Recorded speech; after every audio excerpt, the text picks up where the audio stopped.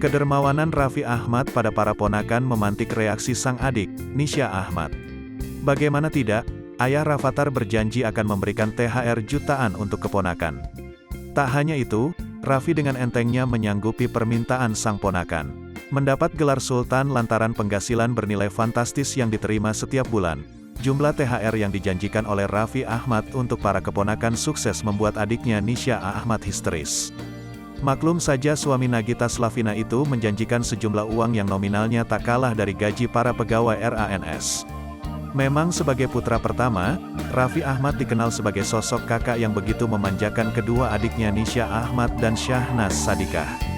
Walau kini kedua adiknya sudah memiliki keluarga masing-masing, Raffi masih terlihat sering memberikan hadiah maupun fasilitas mewah pada Nisha dan Shahnaz.